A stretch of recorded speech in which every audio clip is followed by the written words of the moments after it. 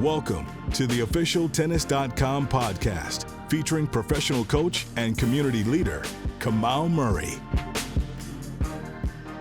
Welcome to the Tennis.com podcast. I'm your host, Kamau Murray, and we are here with a player I have been watching since she was 11.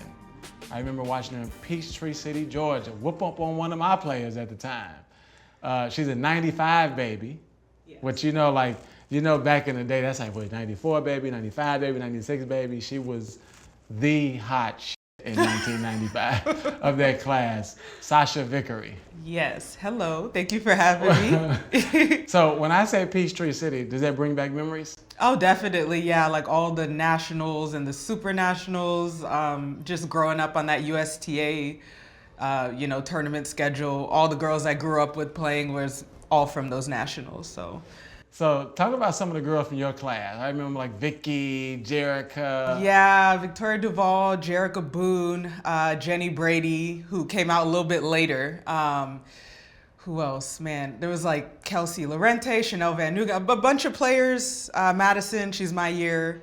So we all grew up playing together, same tournaments, same training camps at USTA. So we all know each other well. So I remember I was coaching players and we came to Peachtree City. Everybody was like, Sachia Vickery, she's the one, number one in the country, she's the one. I was like, let me go find this girl. And then I was like expecting somebody to be like 6'1". You saw my little soul. I was like, this little thing that's like up against the fence, just retrieving and pushing. I was like, this little thing? You're like, that little thing tough. Yeah, I used to get that all the time, right. But I'm small. I've always been little, so I had to, work with whatever I had, and yeah, I was definitely back there moonballing, hitting high, whatever it took to win. That's what I was doing. I was the one at that. I remember. And I remember at Peachtree City, first day of the tournament.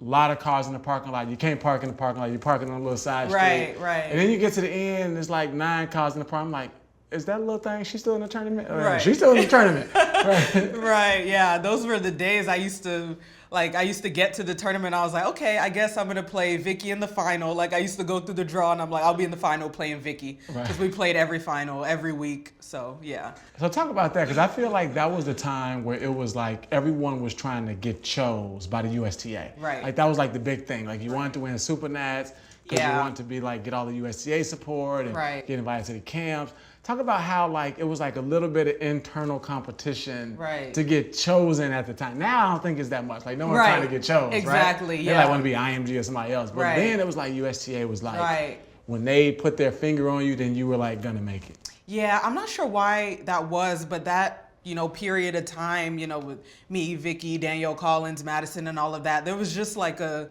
intense, wanting to show.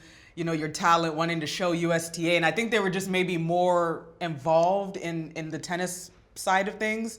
But yeah, it's changed over the years. Now people kind of do their own thing. They don't really, just dive in like straight to USTA. They're like, let me just do my own thing. And then if it happens, it happens. But I'm not sure why around that time, being part of the USTA was such a big deal. Yeah. Looking back, it wasn't that big a deal, but it's one of those things, So how'd you get into tennis? Because, Paula wasn't a tennis player, right? And you're from the Caribbean. Yes. And you think of like some of those small islands down there. Right. There's a few, you got like DK, Darien, you got a few guys from down there, but it's not like, you would think with the climate, it was big, but it's not. So how did you get into it?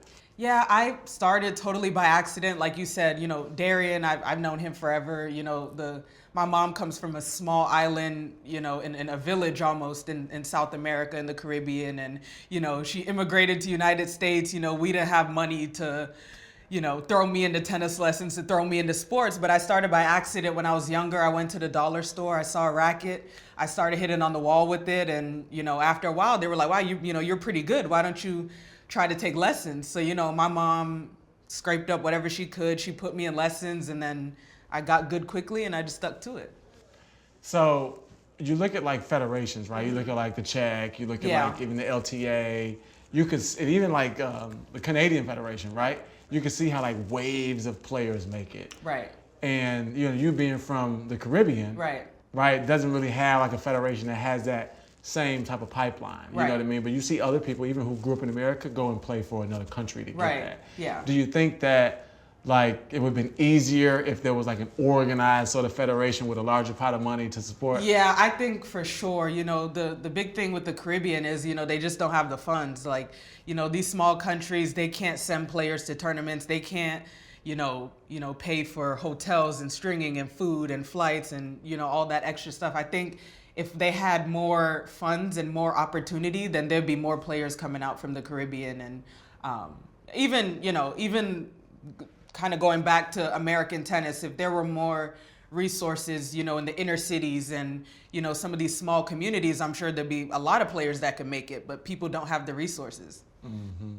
So you've always been like a trendsetter. Even back then, you were like the it girl, right? Yeah. And now you were like the first player I saw that had a tattoo on her shoulder. Right. Where she wore the shoulder strap. Yeah. And then I started seeing like piercings. I was like, that girl Right. Sasha be doing her own thing. Yeah, right? that's true. So now you're into fashion. Yes. So tell me about, your how you got into it and what you into. Yeah, so I've always done my own thing. I'm original. I don't try to follow anybody. I just be myself. I stay positive. I be myself.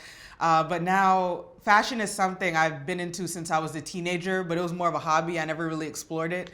So as I got older, and for me in particular, I struggle finding clothes that fit my body type. Everybody has a different body type. I'm small, I'm curvy. A lot of the girls, they're tall, skinnier, and, it's just the way it is. And I was like, why don't I try to, make clothes or make something for people that don't have the status quo, typical body type like me, because I find it hard to get clothes. So I started my line. It's really in like the beginning stages right now, but this is the first week that I wore one of my own designs. I sketched On court? So it's on court. I sketched it like during COVID. Got somebody to like bring it to life. So throughout the year, I'm gonna wear it more and more. Yeah. And then you got a pink Tesla. I do. Now let me tell you. I do. So before I saw it, I heard. I was like, man, this girl crazy. She went and got a Tesla and got it wrapped in like matte pink. I was like, that sounds like Sasha. So tell me, you got to be brave, right? And you can't be creeping in that because you like everybody know where everybody, you are. Right? Yeah. It's like I would say you can't miss me on the streets of Miami. Like people, some of my friends, they see me on the highway, they know it's me. I'm the only one with a pink Tesla. But that just goes back to being original. Like I like things like that. And I'm also born and raised in Miami, and we just have that like car culture in us. I'm from North Miami, so That little Nicki Minaj, Nicki pink car Minaj, culture. flashy rims, all the Miami vibes. Like that's just what I'm about. So that's what I'm about. So let's talk about the vibes, right? Because Okay. you are a player that has played in all the slams. Yes. Won rounds in all the slams. Yeah. Also played 125s, Yes. 25s, Yes. 60s. Yeah. What's your favorite stop on the tour? And what's the stop that you like, if I never go there, I'm okay? Okay, so my favorite tournament, it'd probably be Indian Wells, just because there's like a really different energy there. Like it's very, relaxed, and the site is beautiful. Obviously, everybody says that's like one of their favorite tournaments.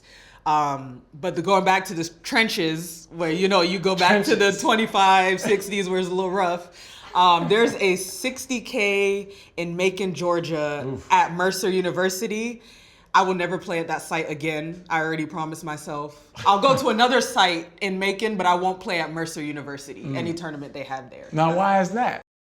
It's something that, like, as a player, you go to one of those tournaments and it's just like everything goes wrong. That's been the case with me in that tournament for the past 4 years. So I think you get to a point where you're like, maybe I need to take my game elsewhere, because this isn't the week for me. So that's it for sure. Yeah, I won't be going back to Macon, Georgia. Yeah.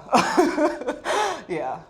So every now and then we see Paula pop up. Yes. Right? Mm-hmm. And Paula's like my favorite person, first of all. Okay. I'm like, had a hard With day, the I need fashion. somebody to drink with. Okay. Paula, want to have a drink? Yeah. She's like, I'm down. She's ready. Right? Yeah, she stays ready. So tell me, when Paula pops up, is it a good thing? Is it a bad thing? Is she like, oh no, this is going wrong, I need to show my face? So I figured out that she only wants to be at the slams. She doesn't want to go to any of the smaller events leading up to the slams.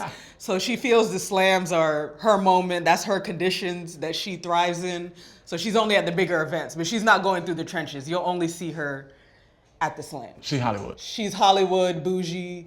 She's not trying to scrape it up at the bottom and she's just trying to be there. See, I always thought that she showed like, I'm here, mama's here, mama bear's here. Yeah. Let me make sure this goes right. Yeah, That's she is a mama bear, but I think as I get older, she's starting to let me do my own thing more. But she's still very much, calling me multiple times a day, making sure everything is good. She still has that motherly, that's not going anywhere. My mom is my mom. So, but she's definitely been demoted to only slams for right now. For right now.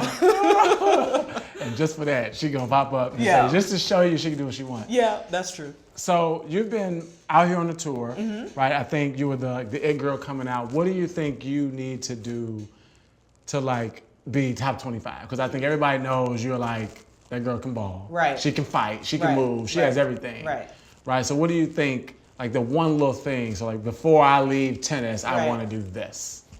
I would probably say, for me, it's the consistency week in, week out. Because, I've played these big events, I've been top 100 and, I know what it's like to play these players. So I think at the beginning it was kind of can I compete with these players? Do I have the game? And then once I was getting those wins and making, semis of WTAs, then I started to realize, okay, then it's up to my mentality and my consistency every week. So I think that's one of the things I've struggled with more, not so much as in the beginning, because, when you're a top-ranked junior, all eyes are on you and, there's pressures that come with that. But then, of course, you get to the tour and you're not winning matches every week. You're not winning tournaments every week. So I think that took me a while to kind of be okay, you got to fight every match, every point.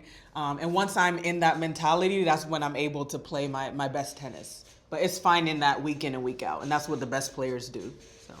So when I look at your class, all of y'all went pro. Right. And you normally don't see it. You see half decide to go play a year or two of college. You talk about Jim Brady. Right. Jensen Brooksby was going to college if COVID didn't happen. Right. Imagine that. Yeah. So now, what made you decide to go pro? Right? Was it a big win? Was it an agency oh yeah, she gonna make it? I'm always curious as to when people decided to step out there. Right. So for me, personally, after I won hard courts, I won in singles and doubles. That was kind of a big moment for me where I was okay, here's my opportunity to see what it's like to play at these bigger levels.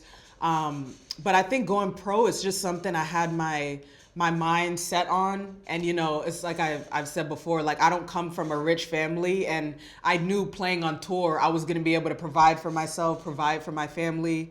And that was my main focus in the beginning. I was I want to be pro because I want to start working. I want to make money. I want to play, and I want to see what it's like to be on the tour week in and week out. So that was just my thing personally. I always knew that I wanted to go straight to pros. All right. Sound like an NBA player, right? Yeah, right? Straight to the trying league. to go straight there. Straight to the Yeah, and I'm good in school, but I was that college life seems a little difficult. So I know I can play tennis. I don't know about college and exams and all that stuff, but tennis I could play. All right. Well, thank you for coming on the show. This has been the Tennis.com podcast with Sachia Vickery. Yeah, thank you.